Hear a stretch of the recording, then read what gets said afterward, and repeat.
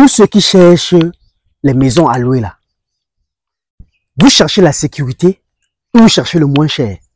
Parce que, à cause du fait que vous négligez souvent la sécurité de votre vie, vous vous retrouvez dans un problème spirituel qui mine votre vie. Beaucoup aujourd'hui, parce qu'ils ont loué quelque part, ne sont plus jamais en sortie dans la vie. Pourquoi?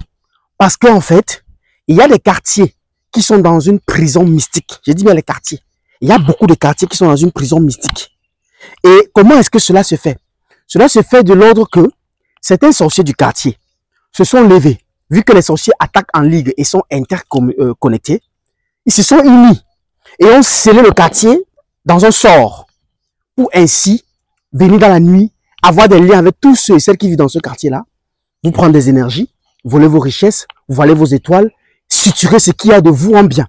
Maintenant, lorsque vous partez mieux dans ce genre de quartier ou dans ce style de quartier, lorsque vous franchissez, lorsque vous vous installez déjà, vous êtes déjà directement dans le sphère de la prison mystique. Alors vous allez voir, peut-être vous allez louer quelque part, après vos choses de travail, votre relation s'arrête, votre couple est dérangé, il n'y a pas d'entente entre vous, votre mari qui vous quitte, beaucoup de malheurs vous arrivent. Parce que le but de la prison mystique du quartier, c'est le but que il faut que tous ceux qui vivent dans ce quartier-là soient des personnes qui sont en dépourvu d'énergie et donc ne réussissent pas. Maintenant, la question qu'il faut se poser, c'est que pourquoi ces sorciers du quartier le font? Parce que justement, ils veulent vivre longtemps. Le but est de vous absorber les énergies, vous poussez vers la fatalité. Plus vous vieillissez, plus vous vous déprivez de votre énergie, plus eux, ils vivent plus longtemps. Et c'est comme ça qu'ils arrivent parfois à prendre vos chances, vos bénédictions, vos lumières, pour remettre à leur propre descendance. Alors, savez-vous quelles sont donc les méthodes de précaution pour ne plus tomber dans ces pièges? La première chose à faire lorsque vous voulez louer dans un quartier, il faut observer les alentours du quartier. J'ai déjà donné beaucoup les signes des maisons hantées. Il y a aussi les signes des quartiers hantés. Les quartiers où il y a trop de moisissures. Les quartiers où il y a trop de crapauds. Il y a un quartier où il y a trop de moisissures partout.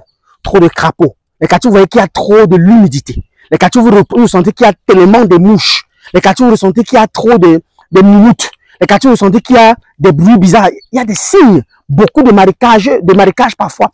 Les quartiers où quand vous arrivez pour visiter la maison, vous sentez qu'il y a trop de froideur. Ce froideur-là, c'est souvent les serpents qui dégagent les froideurs, pareil. C'est-à-dire la respiration des serpents, ça qui fait que le quartier soit toujours froid, humide, genre là. Alors, donc, les signes de ce quartier aussi, parfois, vous allez remarquer que, parfois, à l'entrée du quartier, il y a toujours quelque chose, peut-être une mare d'eau, peut-être, je sais pas, un endroit un peu trop humide. Il y a un truc, parce que c'est l'antenne qu'ils mettent là-bas pour tous ceux qui y traversent. Vous voyez? Maintenant, lorsque vous arrivez dans ce quartier, même si la maison est à, je sais pas, le plus bas prix possible, ne louez pas là-bas. Et ne dites pas que non, je vais aller purifier avant d'entrer. Mais faites attention. Si vous purifiez votre maison, d'accord, avant d'y entrer, c'est vrai, vous serez protégé contre la prison mystique. Mais soyez-en sûr que toute votre existence dans ce quartier-là, vous allez passer le temps à faire que des combats spirituels. Et comme vous allez lâcher prise, ils vont vous prendre.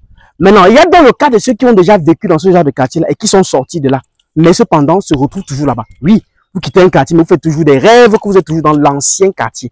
Vous voyez, vous faites des rêves dans l'ancienne maison. C'est une prison mystique dont vous a retenu là-bas. Le rituel à faire, donc, c'est de faire le bain de 7 de 3 jours, matin, soir. Et au dernier soir, vous cassez un œuf pour méditer que vous brisez le lien avec ce quartier-là. Le dernier soir du bain, le troisième jour, au soir, vous prenez un œuf, peu importe que ce soit l'œuf du boulot, l'œuf de ferme ou l'œuf de canne, vous méditez que aujourd'hui, par cet œuf que je brise les liens que j'ai pu tisser négativement avec le quartier précédent dont j'étais et avec des personnes qui y étaient négatives. Vous frappez son sol et vous vous lavez par la suite. Maintenant, si vous vous retrouvez actuellement dans le quartier, comme je suis en train de parler, il faut donc que vous faites plutôt le bain de 9 jours, matin, soir, et que le dernier soir, vous brisez cet œuf. Maintenant, sachez que même quand vous allez le faire, vous aurez toujours des combats après. Donc, c'est juste pour vous permettre d'avoir le temps de quitter de là et d'aller chercher à vous installer ailleurs. Parce que ce type de quartier, tu ne peux jamais te retrouver en sécurité. Tu vas beau combattre avec des gens, avec des sorciers, tu vas beau combattre avec des personnes négatives et maléfiques, mais tant que tu seras toujours dans leur territoire, ils vont finir par développer des stratégies pour t'avoir. Mais le bain de 9 jours que tu vas faire, vu que tu es là-bas actuellement, va te permettre déjà d'avoir une stabilité, d'accord? Permettre d'avoir des entrées et quitter de là pour aller ailleurs. Maintenant, vous savez qu'aujourd'hui, nous souffrons parce qu'on n'a pas de communication avec nos ancêtres.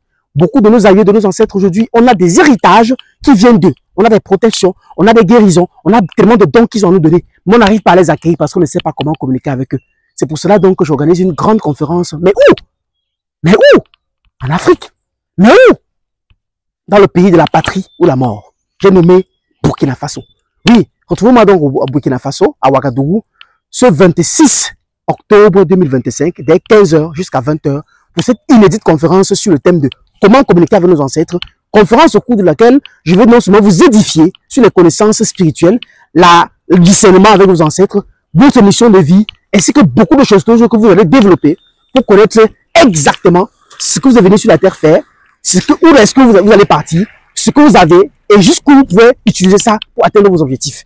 Et en dépit de ça, on aura donc des questions-réponses qui vont permettre à ce que je puisse répondre à certaines questions que vous avez dans votre corps et aussi partager des rituels qui vont permettre à ce que, peu importe où vous allez vous trouver, ce que vous allez exercer comme activité, vous puissiez être en collaboration avec vos ancêtres. Une seule date, 26 octobre 2025, Ouagadougou, Burkina Faso, à côté du FESPACO, à la salle CBC. Numéro de réservation sur les affiches, votre réservation et vous êtes déjà retenu. Après cela, nous allons nous retrouver aussi pour plusieurs autres choses dans les autres pays. Pour le moment, nous sommes dans le pays de la patrie ou la mort. Le Ménendia, allume ton cerveau. À très bientôt. Merci beaucoup.